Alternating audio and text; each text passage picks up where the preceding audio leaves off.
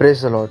We, the senior students of CBS Gospel Service, are here to present you a few topics that we have learned from the Bible during this year, very briefly. Here comes Sion with the topic of Jacob.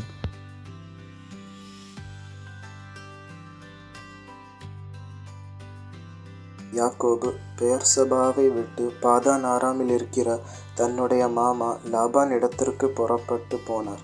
வெகு தூர பிரயாணம். இரவு நேரம் வந்தது. அங்கிருந்த ஒரு கல்லை தன் தலைக்கு வைத்து படுத்து கொண்டார். தூக்கத்தில் ஒரு கனவு கண்டார். அதில் ஒரு ஏணி பூமியில் வைக்கப்பட்டிருந்தது. அதன் நுனி வானத்தை எட்டியிருந்தது. அதிலேயே தேவதூதர்கள் ஏறுவதும் இறங்குவதும் இருந்தார்கள். அதற்கு மேலாக கர்த்தர் நின்று, நான் உன் தகப்பனாகிய ஆபிரகாமின் தேவனும் ஈசாக்கின் தேவனும் ஆகிய கர்த்தர். நீ படுத்திருக்கிற பூமியை உனக்கும் உன் சந்ததிக்கும் தருவேன் என்று ஆசீர்வதித்தார். யாக்கோபு காலையில் எழுந்து அந்த இடத்துக்கு பெத்தேல் என்று பெயரிட்டார்.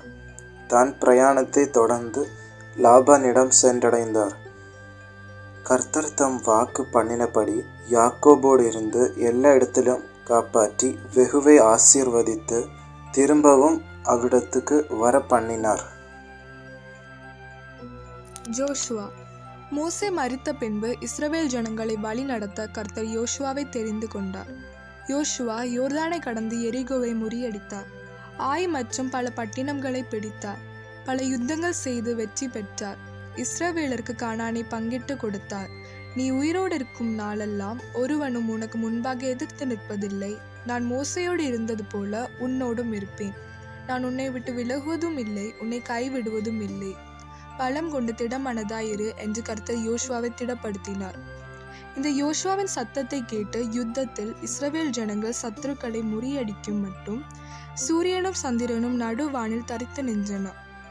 இஸ்ரவேல் ஜனங்கள் அந்நிய தேவர்களை விட்டுவிட்டு கர்த்தரையே மாத்திரம் சேவிக்க ஆலோசனை கொடுத்தார். நானும் என் வீட்டாரும் மூவென்றால் கர்த்தரையே சேவிப்போம் என்று சொன்னவர் இந்த யோசுவாவே.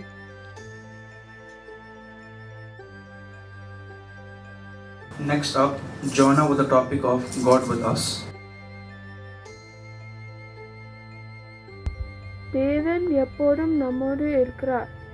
இயேசு தன்னுடைய ஊழியத்தின் இறுதி நாட்களில் தான் பிதாவினிடத்தில் போகும் நேரம் வந்தது என்பதை அறிந்து தன்னுடைய நண்பர்களுக்காக வேண்டுதல் செய்கிறார். அவர்களை தீமையின்றி காக்கும்படிக்கும் அவர்கள் ஒற்றுமையாக இருக்கவும் அவர்கள் தன்னை போல மாறவும் பிதாவை நோக்கி வேண்டினார். இன்றைக்கும் பரிசுத்த ஆவியானவராய் நம்மோடு கூட இருக்கிறார். நமக்கு உதவி செய்கிறார். நமக்காக பிதாவிடம் பரிந்து பேசுகிறார். நம் நித்திய ஜீவனை அறிய காரணம் ஆனவர்.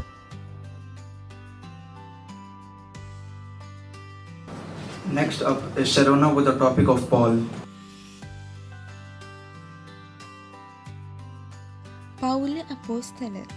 யூத மார்க்கத்தில் பக்தி வைராக்கியமாய் இருந்த சவுல் கிறிஸ்துவின் சீஷர்களை துன்பப்படுத்தி அவர்களை கட்டி எருசலேமுக்கு கொண்டு வரும்படி தமஸ்குவுக்கு புறப்பட்டு போனார். வழியில் கர்த்தர் அவரை சந்தித்தார். வானத்திலிருந்து ஒரு ஒளி அவரை சுற்றி பிரகாசித்தது.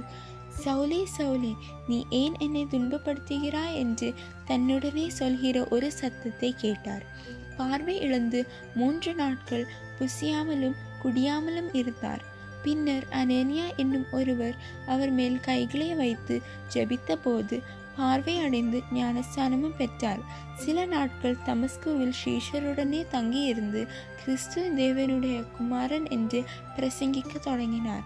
சவுல் தன்னுடைய ரோம பேரான பவுல் என்று பின்னர் அறியப்பட்டார். பல இடங்களுக்கு பிரயாணம் பண்ணி இயேசு கிறிஸ்துவை பற்றி அறிவித்தார். சபைகளை நிறுவினார். நிருபங்கள் எழுதி அந்த சபை மக்களோடு தொடர்பில் இருந்தார். அவர் எழுதிய நிருபங்கள் புதிய ஏற்பாட்டில் இணைக்கப்பட்டன.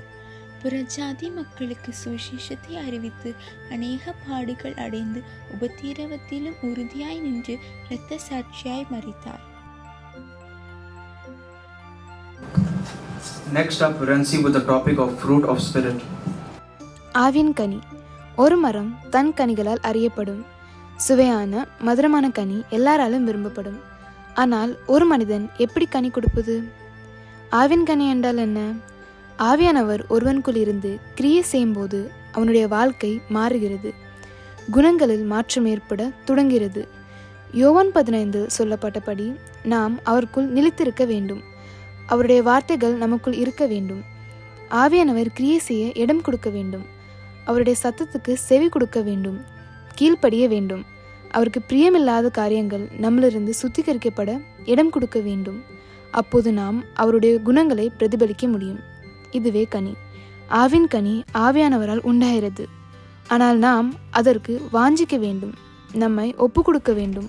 கலாத்தியர் 5:22-23 சொல்லப்பட்ட அன்பு, சந்தோஷம், சமாதானம், நீடிய பொறுமை, தயவு, நற்குணம், விசுவாசம், சாந்தம், இச்சையடக்கமாகிய கனி நம்முடைய வாழ்க்கையில் இருக்க வேண்டும்.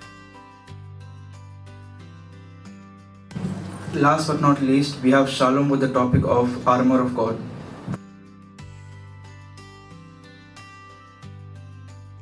സർവായുധ വർഗം ഇരു നാടുകൾക്കിടയിൽ யுத்தம் நடக்கும்போது அநேக ஆயுதங்கள் பயன்படுத்துவார்கள். தங்களை பாதுகாத்து கொள்ள வேண்டும், அதே நேரம் எதிரியை வீழ்த்தி அழிக்க வேண்டும். அதேபோல் நாம் ஆவிக்குரிய வாழ்விலும் நமது எதிரியாகிய சத்துரு எப்போதும் யார் பலவீனமானவர்கள், யாரை எப்படி வீழ்த்தலாம் என்று குறை வைத்து சுற்றி திரிகிறான், அவனுடைய தந்திரங்களை அறிந்து அதற்கு எதிர்த்து நிற்க திராணி உள்ளவர்கள் ஆகும்படி தேவனுடைய சர்வாயுத வர்க்கத்தை தரித்து கொள்ள வேண்டும். சத்தியம் என்னும் கச்சையை அறையில் கட்டணங்களாயும், நீதி என்னும் மார்க்க வசத்தை தருத்துக்களாயும், சமாதானத்தின் சுவிசேஷத்திற்குரிய ஆயத்தம் என்னும் பாதரட்சியை கால்களில் தொடுத்துக்களாயும், விசுவாசம் என்னும் கேடகத்தை பிடித்துக்களாயும், இரட்சணியம் என்னும் தலை சிராவையும், தெய்வ வசனமாகிய ஆவியின் பட்டயத்தையும் எடுத்து கொள்ள வேண்டும். எப்போதும் ஆவியில் ஜெபம் பண்ண வேண்டும். வேதம் நம் வாழ்வின் வழிகாட்டி. கர்த்தர் வேத வசனங்கள் வழியாக நம்மோடு பேசுகிறார். எனவே வேதத்தை தினமும் வாசிப்போம், தியானிப்போம், கர்த்தரோடு நடப்போம்.